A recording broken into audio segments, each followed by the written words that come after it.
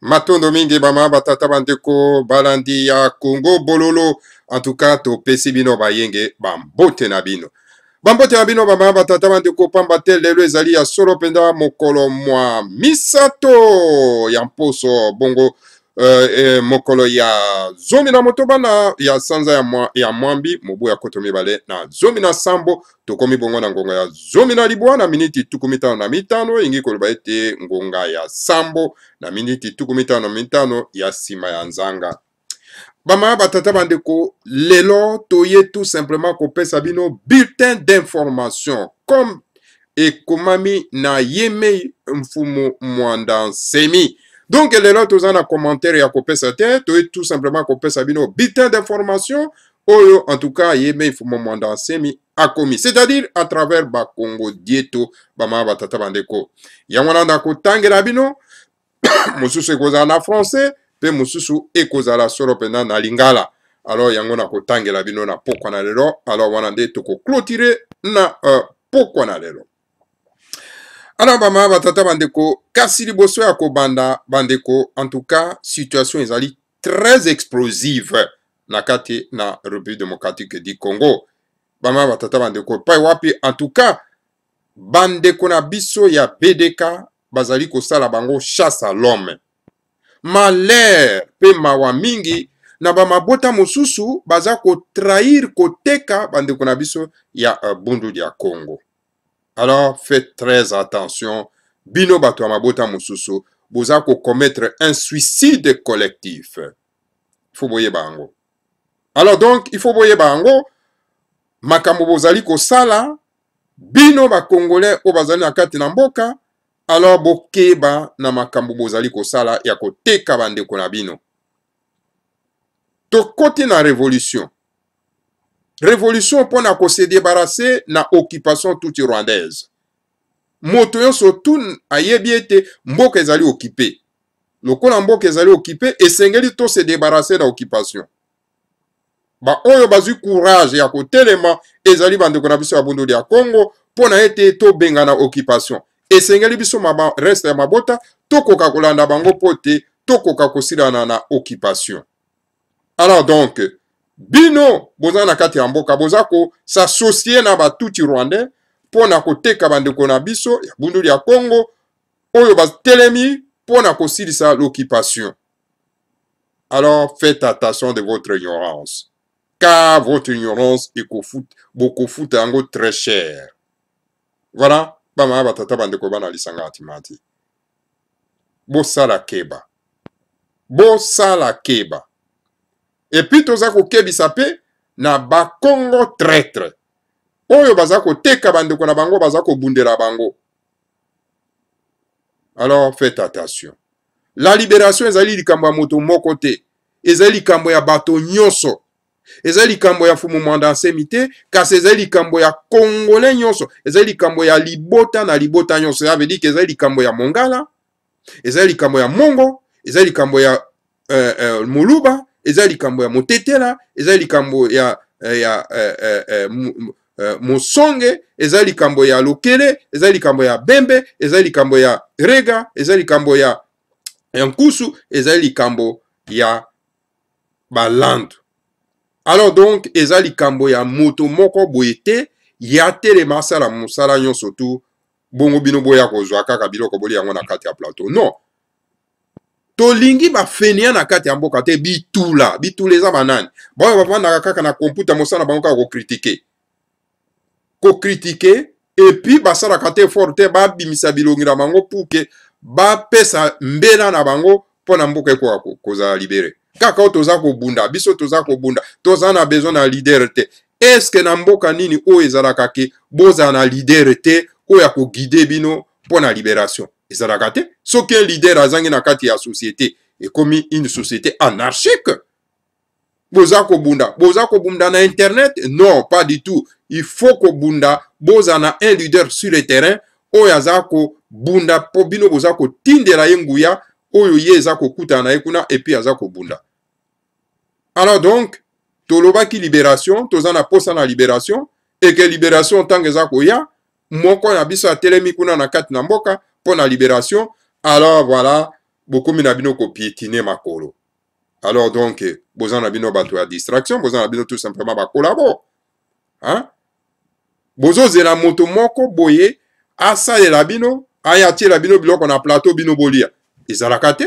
Ou on a ces de conception ba christianisé. Ozomona conception ya bato ba kota na ba secte oyo ba kolomba memela kibiso. Bato ba kota na spiritualité ya bapaya. O ba mokonzi na bango loba ke azana nzela azako ya. Hein? Alors donc, kokanga maboko, croiser maboko, ozela etanga koya kopesa biloko na plateau. Ezalaka te. Biso na bokoko na biso eza bongo te. Il faut ko bunda. Lisanga moko. Parce que balobi na biso, l'union fait la force. Lisanga moko nde ezalaka nguya. Bapaya balobi, l'union fait la force. Biso tolobi lisanga nde ezalaka nguya. Hein? Ba mosusu na oki bazo koloba non mais le mwandanse mi pona nini kaka atindi kaka ndikate kene koboma Hippolyte Kanambe. Et après ça que bonu Hippolyte Kanambe. Après boye boye bokonzi. Non, ezalaka te. Non, pas comme ça. Et loko oyo bazwaka yango na facilité bayebaka kobomba yango te. Mais loko bazwaka yango na pasi yango nde babombaka yango malamu. Enge koloba ke na occupation toute rwandaise esengeli mabota nyonso ya République démocratique du Congo esangana esala effort wana pona ete tosisa occupation. Alors tango tokokangola mboka plutôt bolimbisi na tango wana tokoyeba ko garder mboka na biso malamu. Ezali te ke moto moko kaka fumu mwandansemi asala mosala bino bovandi bozolia ba bistek, bozolia ba semoule, bozombela ba mingonzo. Alors sikoyo akia bomeli bino Hippolyte Kanambe, alors bino sikoyo boye ko wela bokonzi bozu bokonzi. Waya. Soki bolingi ko participer na libération te, ah bon, tant pis, ba makesa baza ko bunda. Alors donc bango ba bunda na bango, alors ba kozete na bango mboka bakei. Alors bino bolingi ko bunda te, alors bokenda kuna na Hippolyte Kanambe akonza bino. C'est ça. Alors yango toza ko interpréter bangala, toza ko interpréter ba mongo. Bo sala keba na ndenge boza ko se rallier, boza ko défendre Hippolyte Kanambe. Ndenge bolingi Hippolyte Kanambe le tout Rwandais afana na mboka wana akonza bino. Alors lelo yo RDC soke panzani. Alors donc esika ko kende ko vendre la bino boko souffrir. Faites attention. Faites très attention ba ma batata bande ko parce que l'air est grave. L'air est grave. Botike la bitumba oyo na mama kesa abundu dia Congo te, botike la bitumba na ba Congo te, alors il faut mabota nyonso et s'associer pour na kubunda bitumba oyo poto se débarrasser na batuti rwandais oyo baye ko vanda biso na moto ya mboka pe bazako nyokolo ko boma ko tia bato na ba fausse commune mokili mobimbe yebi yango. Alors wana ezali solo pena mbela yangwana to sengi na bino banso le 21 août lundi, mokolo mwa lundi, biso nyonso ebele ngulupa. Tolobi ngulupa, to bima, to benga na bapaya, bazo nyokolo, bandeko na biso. Biso kutu bato toza na poto awa, tozo mona pasi likolo ya bisenga, senga kuna ya bandeko na mboka. Alors, il faut to bima, bo bima ebele, bo silia na bato yo, poto bongisa mboka, comme ça, to vanda na kimia, na kati na mboka wana. Wana ezali, mbela to pesi bino. Alors donc, tout le monde, le 21 août, en tout cas, mokolo mwa lundi, ko bima libanda, ko silanana, batoyo, baye ko konza biso. Lelo nalubi na yaki tout simplement, na pesa bino, ba bulletin d'information, ou ekomami na yeme ifumo mwanda semi. Alors, premier bulletin d'information, yango yo ezali Congo dieto, 3134. Yango ekomami na lingala, alors na kotanga bino na lingala, ou ekolanda ekoza na lopoto na lokota bapaya alors tokoza ba mokuse pama batata bande ko bana lisanga antimati. Le grand maître Mwandansemi annonce la date de la deuxième Eyoma contre Hippolyte Kanambe en République démocratique du Congo. Eyoma ya mibale ekozala mokolo mwa yambo ya mposo lingi oloba mokolo mwa lendi. Mokolo ya tuku mibale na moko sanza ya mwambi mobu ya koto mibale na zomi na sambo. C'est-à-dire le 21 août 2017. Mbala oyo, to sengi na peuple congolais nyonso, ba telema poto bengana Hippolyte Kanambe. To sengi na ba congolais nyonso ba telema. Ezali likambo ya moto moko te. Ezali likambo ya baimboka nyonso. To telema pona ete tokoka solo penda kobengana Hippolyte Kanambe. Na batuti rwandais na ye, soki bikolo mosusu boyi kotelema pe batikeli mosala nyonso epai ya bakongo, wana bakongo bakolongwa na bango na RDC. Eza droit légitime. Bino bokoki kovanda te, botikela bato mosusu basala mosala, bongo bino nde boya kozwa bokonzi. Non. Soki bongo, bino lokola bolingaka na bino kotelema te, bolingaka na bino kose débarrasser na occupation te, bovandeli nde binzambi, ba secte chrétienne. Alors donc, bokokende na bino na Hippolyte Kanambe akonza bino. Alors donc, bakongo, bakokende na bango. Eza droit légitime. Parce que bato mosusu bako osalelaka bino te, bino bobukaka bambuma ya oyo bato mosusu basali. Eko kozala te. Même moi, je ne peux pas accepter ça. Nako accepter yango te. Alors donc, soki bangala balingi kotelema te, bamongo balingi kotelema te. Alors donc, bakongo bakoki kokende na bango.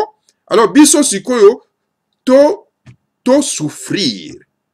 Parce que esengeli to récolter souffrance na biso to récolter yango.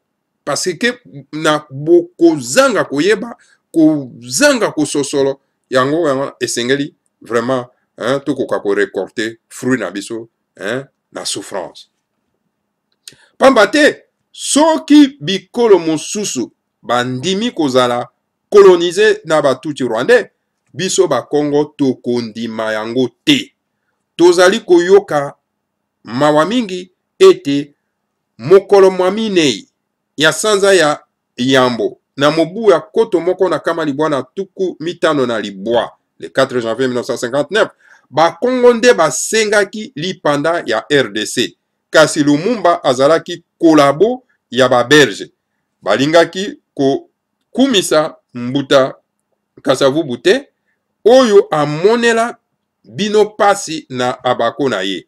Kasi lelo face na colonisation ya na bombo ya batuti rwandaise, alors bandeko ya Lumumba bashe okitundu baolenga nkoi baza ko soutenir na bango Hippolyte Kanambe. Batiki mosala ya ko libere ya kokangola RDC na Kasavubu ya mibale oyo tobengi mfumu Mwanda Nsemi. Tango victoire, tango elonga ekoya, boko bosa na lisusu le grand maître Mwanda Nsemi, mfumu Mwanda Nsemi, pe boko pesa bokonzi na mutu oyo asali eloko moko te, pe boko kumisa lisusu che okitundu na olenga nkoi. Tolembi baji na bino ya bana mike. Otomon? Tango botike bakongo babunda bitumba bango moko. Et puis, bato longe etumba wana. Isikoyo, Hippolyte Kanambe akimi.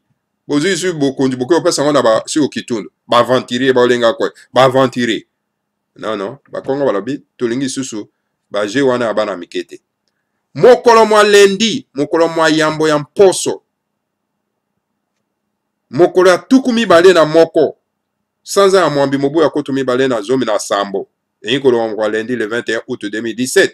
Soki na moni milio misato ya ba Congolais te bazali kotambola pona kolongola Hippolyte Kanambe, alors esili pona lisanga ya RDC. Pamba te tokosenga indépendance ya Congo central. Na tango wana tokosenga lipanda ya Congo central. So tomoni 3 millions ya ba Congolais batelemi te pona kotambola pona koloba ete tozi kukubenga na Hippolyte Kanambe. Wana bakongo bakozwa mokano ya kosenga indépendance na bango ya kolongwa na kati ya RDC.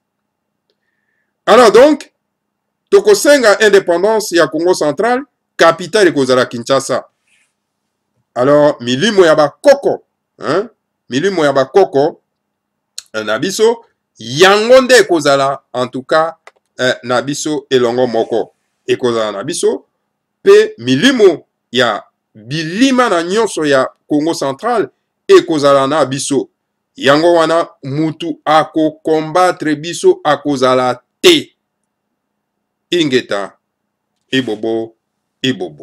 nakanisi boyoki malamu. Soki boboye na bino, otelema mokolo mwa lundi, le 21, alors boye bango, adieu la RDC.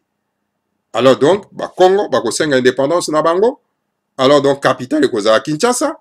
Alors, bino boke koya wana na bino, bisiko bolingi parce que bolingi bakonzaka bino.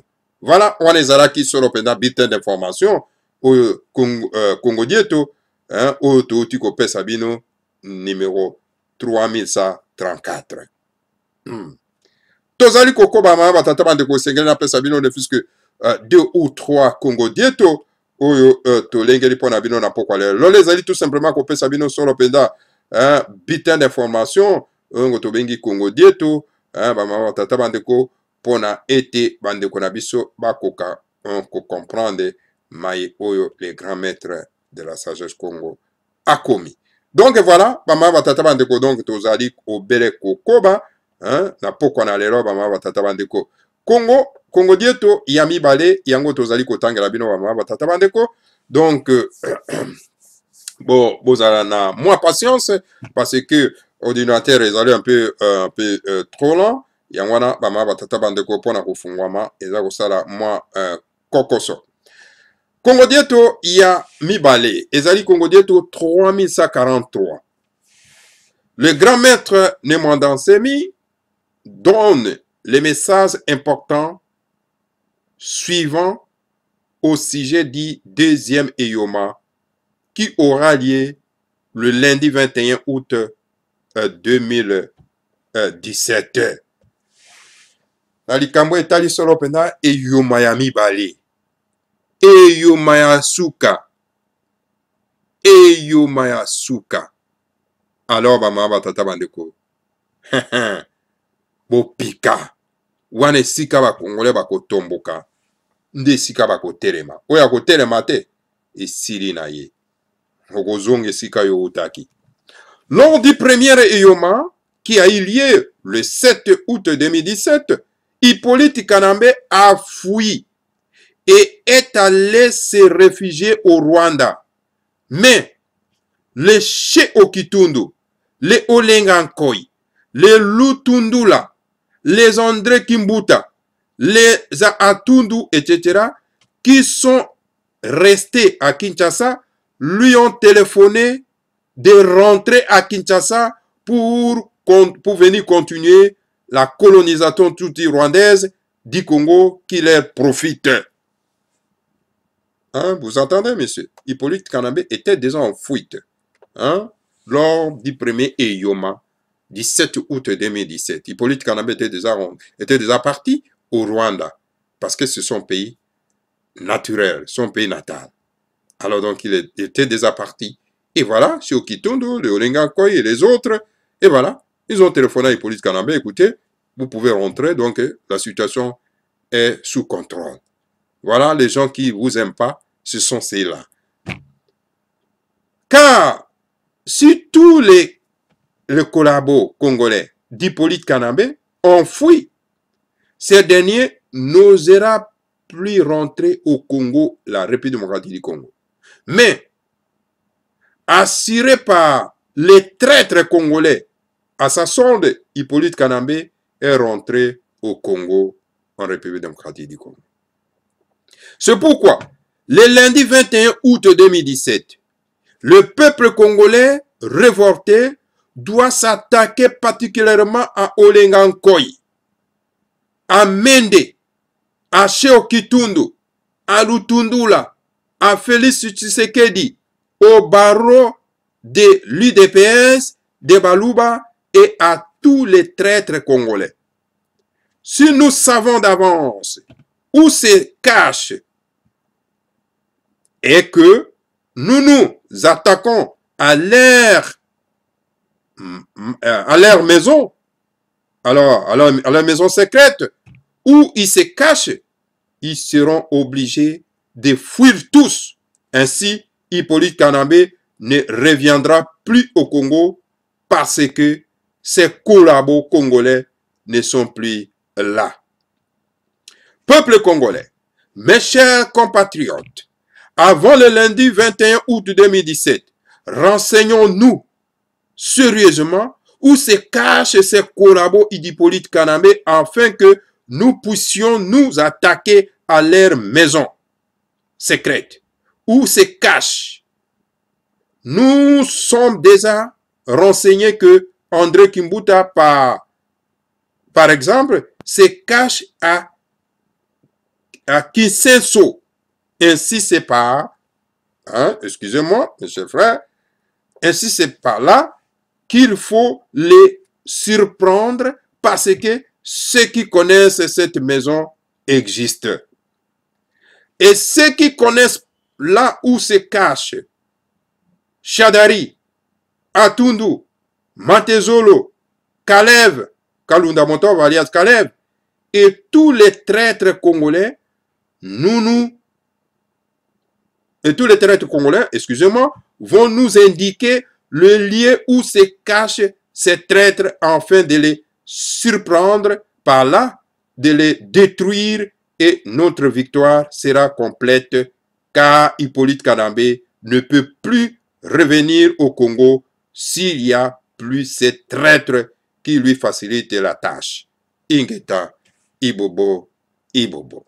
Donc voilà, Bamama Batata Bandeko, Wanezalaki, Congo Dieto, 3143, Oyo et Pawapi, un moment d'ansemi, a pesi mot d'ordre. Et sengeli ba kolabo nyonso tout s'attaquer na bango. Et sika nyonso bango ba ko bombama. Et sengeli ko landa bango parce que bango nde ba simbi Hippolyte Kanambé, baza ko maintenir les points vendre kaka wana pas continuer mosala occupation. Alors donc voilà, le message est donné. C'est à nous maintenant, Bama Batata Bandeko, de prendre garde pendant la révolution. Maintenant, Domingue Bama Batata Bandeko, toke na lombango pona troisième Congo Dieto, Bama Batata Bandeko parce que tous ali pena na ngonga muke. Alors, donc voilà, on est à qui Congo Dieto 31 43 3143. Donc, Tokei na troisième Congo Dieto. Troisième Congo Dieto. Ezali koyeb sabiso nini, Bama Batata Bandeko. Tolanda yango na bokebi nyonso. Limbisi pona yango, Bama Batata Bandeko. Donc, laptop est tout à fait trop lent. Alors donc yangwana bama batata bandeko zozo biso moi ngonga pona été ekoka kofungama matondo mingi en tout cas technicien na biso asili asali mosala ya kofungolela biso yango très rapidement bama batata bandeko bana lisanga antimatique. Voilà.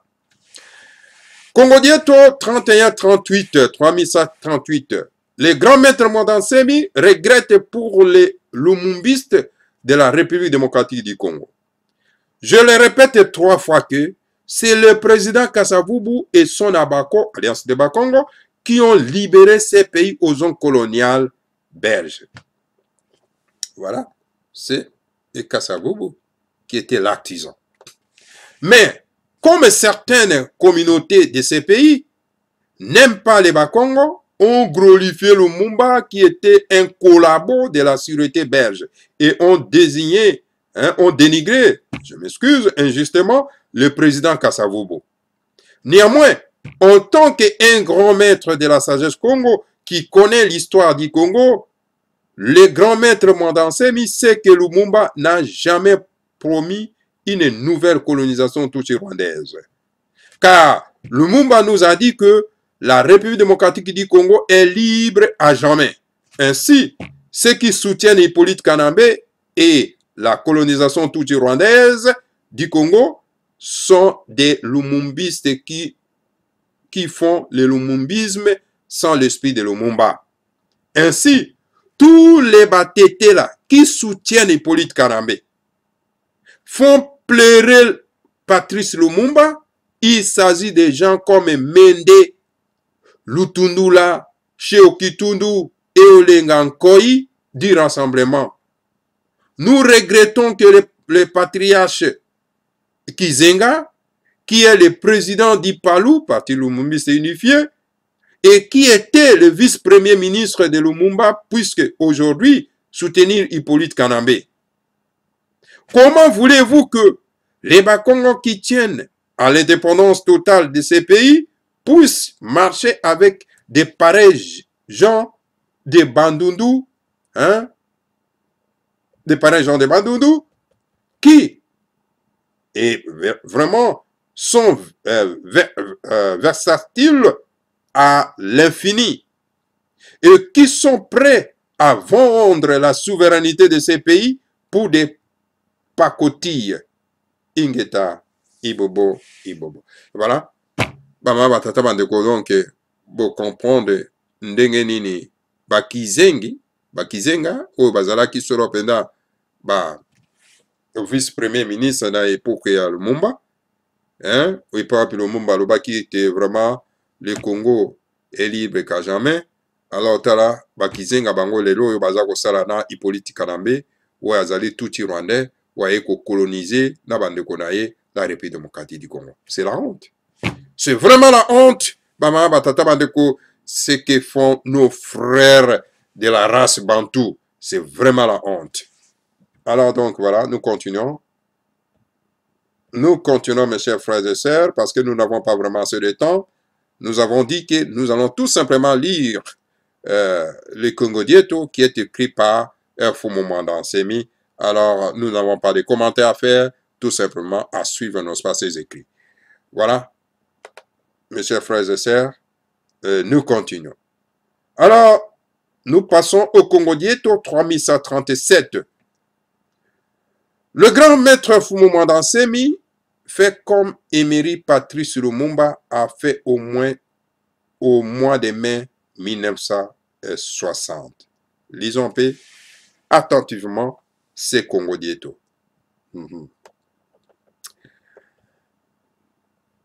Je m'excuse, en tout cas, mes chers frères et sœurs, parce que l'ordinateur est très lent. Alors, voilà. Et voilà. Le grand maître Mwanda Nsemi fait comme Emery Patrice Lumumba a fait au mois de mai 1960. En effet, sachant que la primature risque de lui échapper, Emery Patrice Lumumba a menacé de se retirer à Stanleyville, à Kisangani, et de proclamer l'indépendance de l'État de Boyoma. Par la suite, quand il a vu que les Belges l'ont nommé Premier ministre, il a laissé tomber son projet de sécession de l'État de Boyoma. Actuellement, la République démocratique du Congo est occupée par les Tutsis rwandais qui massacrent impitoyablement le peuple congolais et les jettent dans les fosses communes au Congo central, dans la région de Kinshasa, au Kasaï et dans toutes les provinces de la République démocratique du Congo. Pour lutter contre les Tutsis rwandais, l'UDPS de Baluba un véritable collabo du régime d'oppression a multiplié les journées villes mortes. En tout cas, c'est grave, mes chers frères. Les journées villes mortes qui n'ont rien donné, voici bientôt une vingtaine d'années. Car le chien aboie, la caravane des Tutsis rwandaises passe. Pour mettre fin à la colonisation tutsi-rwandaise du Congo, Mwanda Nsemi, le roi et prêtre du puissant parti politico-religieux BDK, se levait et a demandé au peuple congolais de se soulever à l'unanimité et de chasser les Tutsis-rwandais d'Hippolyte Kanambe et tous les Tutsis-rwandais qui sont 3000 et qui travaillent pour la colonisation du Congo-Kinshasa. Le grand maître Mwanda Nsemi a voulu voir les Bakongo, les Bangala, les Baswahili et les Baluba Kasaïens respecter son mot d'ordre. Mais le 7 août 2017, sa déception a été très grande de constater que seuls les Bakongo et les membres des puissants partis politico-religieux Bundudia Congo ont obéi à son mot d'ordre. Les autres communautés de la République démocratique du Congo qui répondent à la trilogie argent sale, boisson et femmes ont refusé d'obéir au mot d'ordre du grand maître.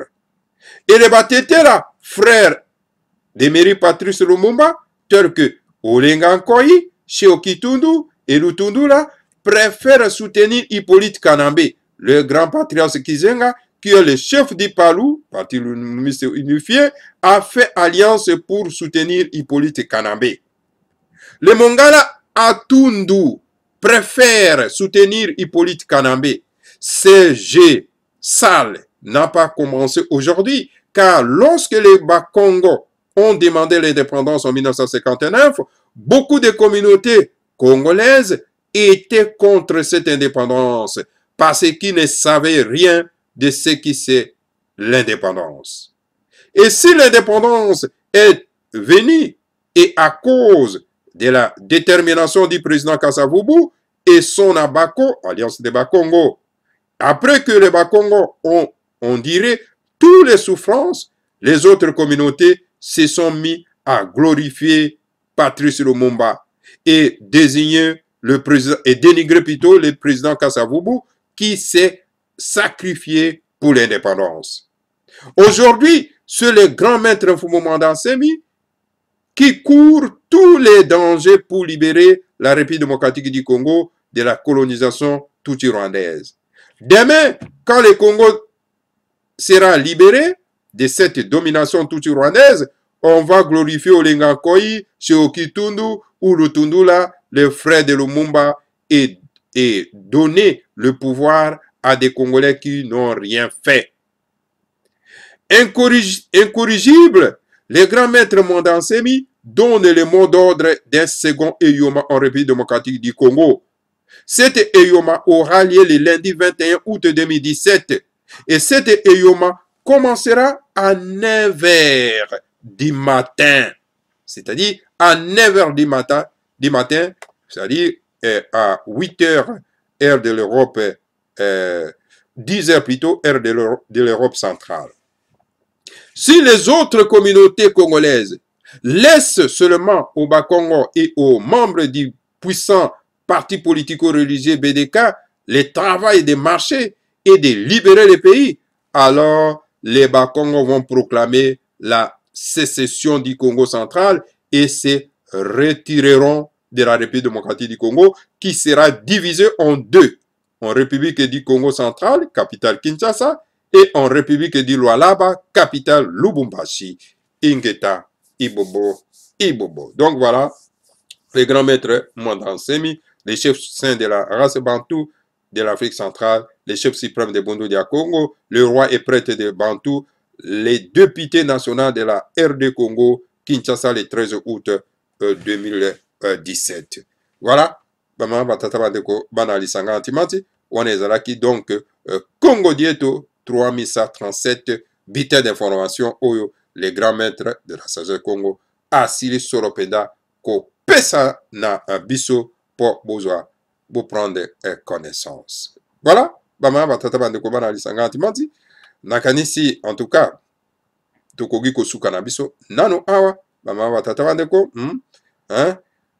Donc, Togo Kosuka na Biso, Nano Awa, Bama Batata Bandeko, Wana Ezalaki, bulletin d'information, on a quoi qu'on peut sabino na pourquoi na lelo. Alors donc voilà, moko na moko abiso azu connaissance na ango. Alors donc voilà, tokuta na bino isusu donc mbala yasima donc mokolo malobi parce que toko multiplier en tout cas ba message de façon que toko kasoro penda ko pesa connaissance na bande ko na biso ba so ba na kati na mboka parce que tozali sikoyo tozoko kena na yoma yasuka alors na yoma ngo yasuka et sengeli biso soto kwa kotelema kotikala mosala na moto moko ezali te. Alors kotikala na bato bazali kaka kosala critique sans que bakoka kokota na mosala wana eza na tina te wana ezali baparese babitula toza na besoin na baparese te na bitula te na kati na mboka. Donc voilà, bama batata bandeko ezala kwa bino mbuta boprebo bala. Alors voilà, ce qui na komi awa elingi koloba ete malobanga mapoka malelo mango masuki. Voilà, matondo mingi tokota na bino mokolo ma lobby na ba commentaire pe ba analyse sur Eyoma ya mibale oyo kosalema na le 21 août 2017 mokolo malende. Matondo mingi.